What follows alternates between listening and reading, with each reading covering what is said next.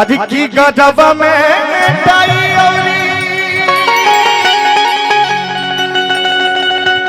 अधिक की हाथ में कलमिया। अच्छा लगता ना आप लोगों के माई बहन लोग? पक्का अच्छा लगता ना? हाँ कहे ना अच्छा लगे, हम नाचा नहीं तो अच्छा तो लगबे ना करी। और आप लोगों को भी अच्छा लगा था ना? जय हो जय हो। कि गजब में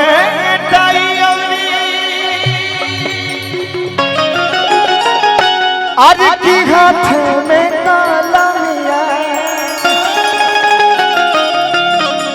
अरे तो के करती हल। देख लियो, ध्यान तन को नजर हटी, दुर्घटना घटी दिमाग में रहे भैया लोग।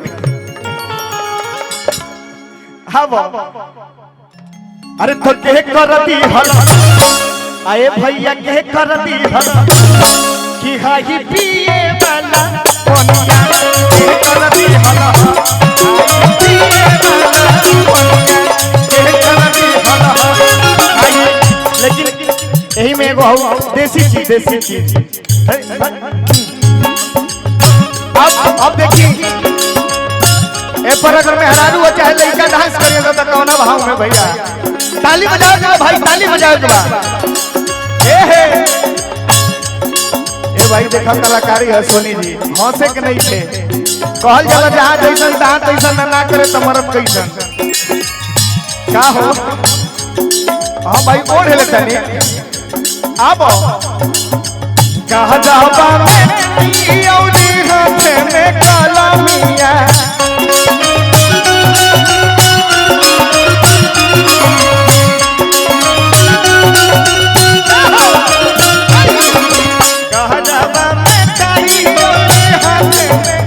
प्रधान जी एक गाना पे अगर गांव का मेहरारू नचिया से तो कौना भाव में, और गांव के लोग बूढ़ पुरनिया नाचे तो कौना भाव में? बाबा साहब का गीत बात खुशी के बात था। ए हो कह जाबा में चाहिए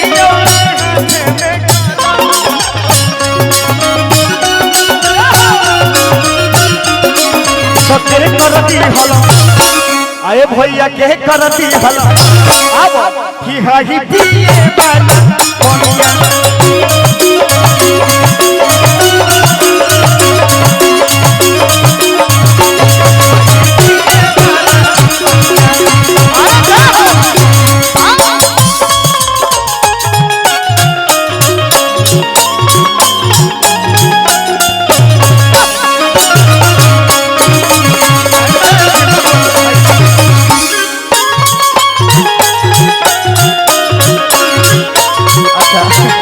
और याद रही हमारे मनीष भैया, मनीष कोटेदार भैया,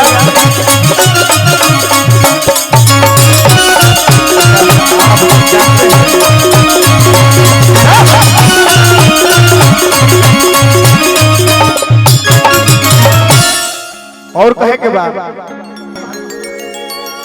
अधिक की MP MLA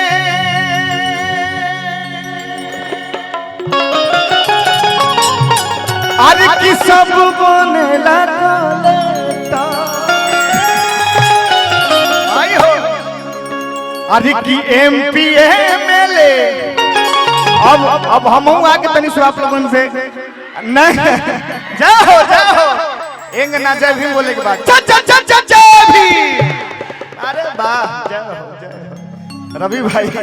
और आप लोग भी माई बहन, आप लोग भी एक बार बस बाबा साहब के नारा लगा दी जोर से कि औजन मंच पे लोग बैठल बल्ला जा सुन के भी।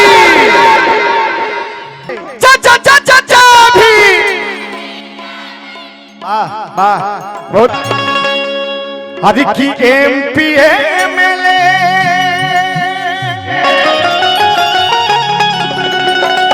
अरे की सब बनला अब MP MLA सब बनला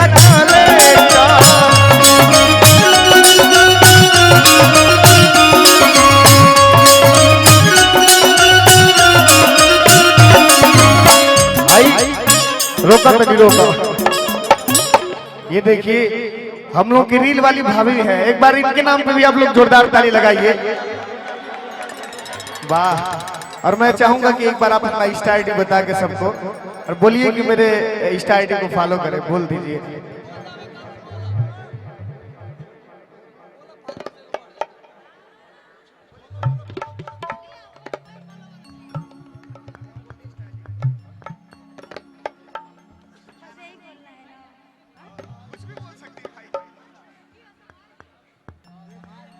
भाई मन ही बुझता डुका कि मन बढ़ू दे बरी ना ना बहुत सीधा साधा शादी बियाह होखे वाला बा हमरो। बताइए आपका नाम क्या है बता दीजिए। सोनम राज। अच्छा सोनम राज औरी अगवा। अच्छा अच्छा, इनके इंस्टाग्राम का आईडी है सोनम राज 3434। आप लोग इनको ढेर सारा प्यार दुलार आशीर्वाद दीजिए। और इतना डरेबू तक काम चली, बाप रे बाप भाई इंस्टा वाली ये समय करता मचोले इसे इतना डरेबू।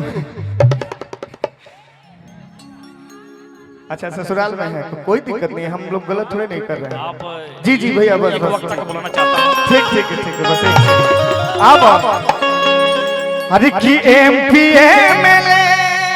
अच्छा डांस भी करेंगे क्या? अरे कि सब बनेला देखिए बाबा साहब के गाने पे कोई डांस करना कोई गुनाह नहीं है, ठीक है।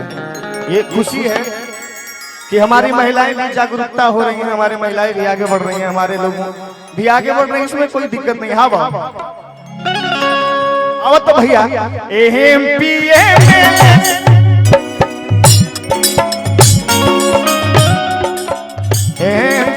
MLA सब बनेला कलेक्टर।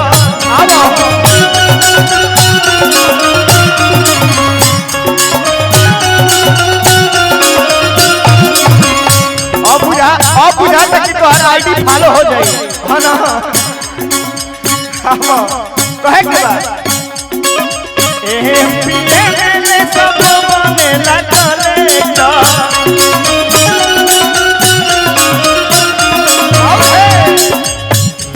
अरे तो कर दी हलहा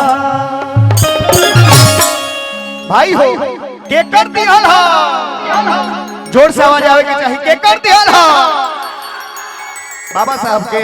अरे तो के कर दी हलहा कि हाउ दिल्ली राजा हम या हिम्मत के दी हलहा।